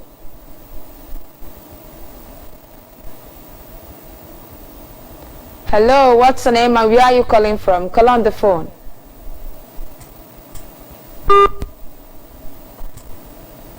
All right, we are having a very poor network here, and we have just 7 minutes to go, and we will draw the curtain for today. So we'll be taking just 2 more calls. Those who are lucky to get to us, those who are lucky will take your call before we draw the curtain for today. Okay, caller on WhatsApp, hello.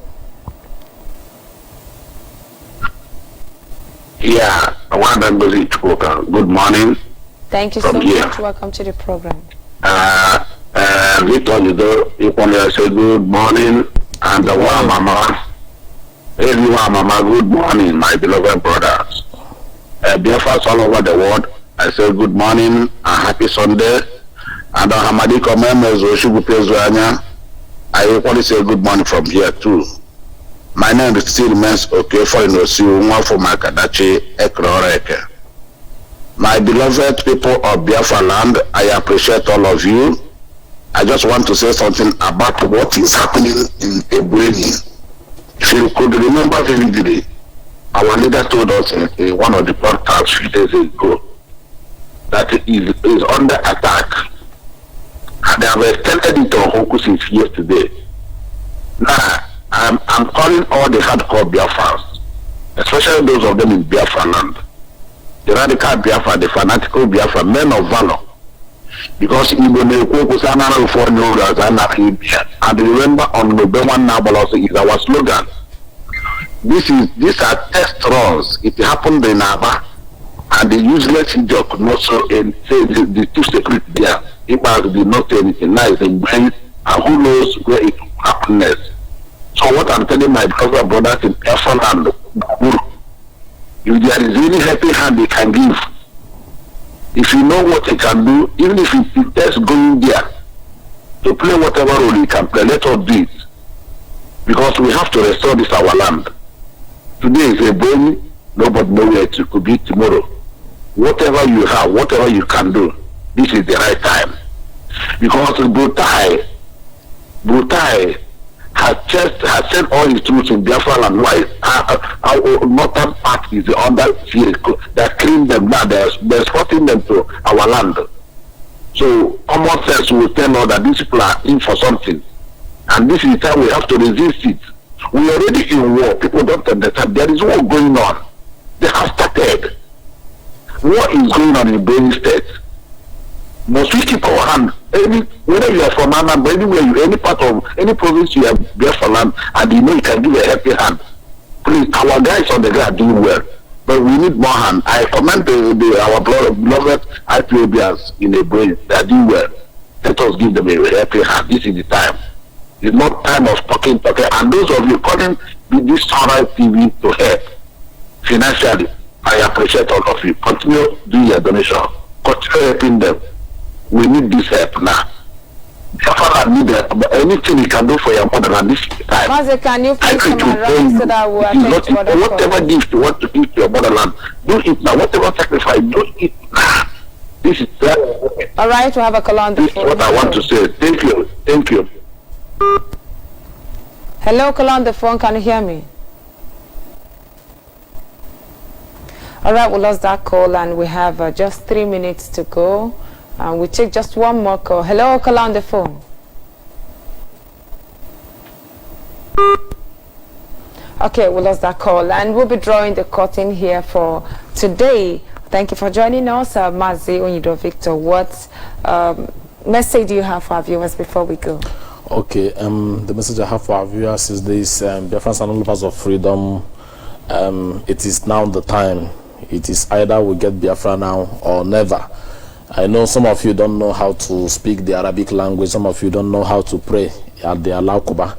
If you don't want to pray in that very language, you have to join hands so that we will restore Biafra and avoid that from happening, because Hausa Batago Ebehane Kwesere Bata in our land. So we have to stand up and also reach out to our brothers and sisters over there in Ebonyi and do the best we can to encourage them and to also help them, because it involves all of us. And of course, keep on watching Biafran television, keep on supporting what we are doing, and also keep on encouraging our people, keep on creating more families of IPOB. If you have not joined IPOB family, the door is still open for you to join IPOB family anywhere you are.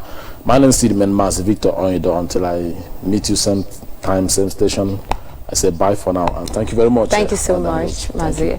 All right, our viewers, we appreciate you for being with us. Thank you for your contributions. Thank you for your calls and for sharing the program. We urge you to join us again, same time, same station tomorrow. I remain Ngozi Chukwoka. From our crew members here in the studio, we'll say to you, bye for now.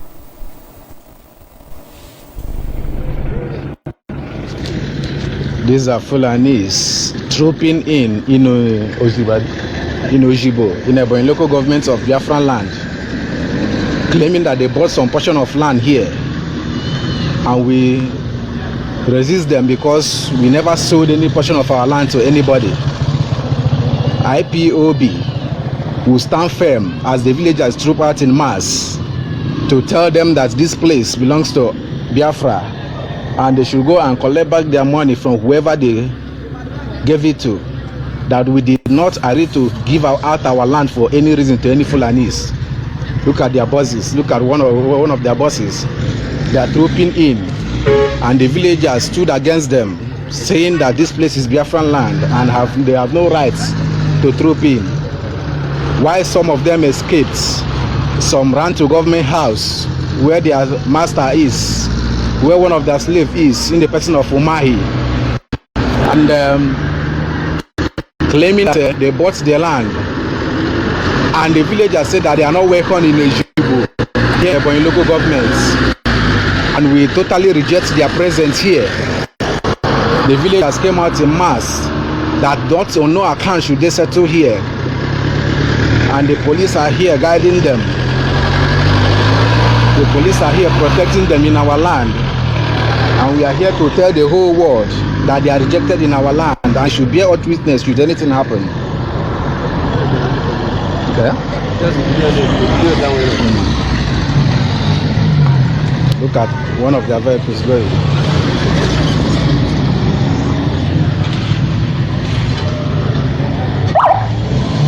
Start here. I got money down again.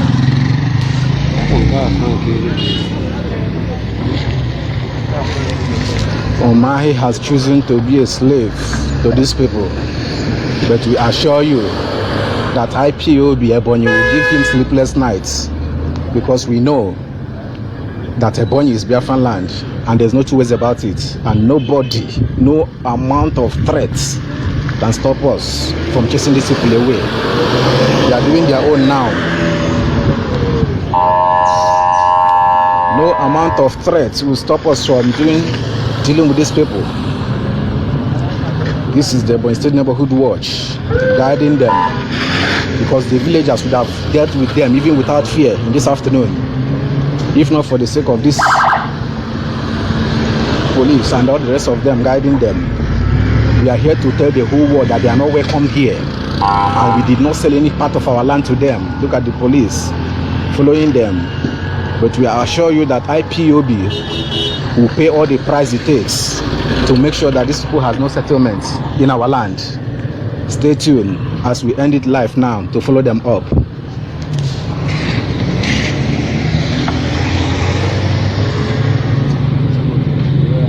This is some of the chiefs in the community brought over by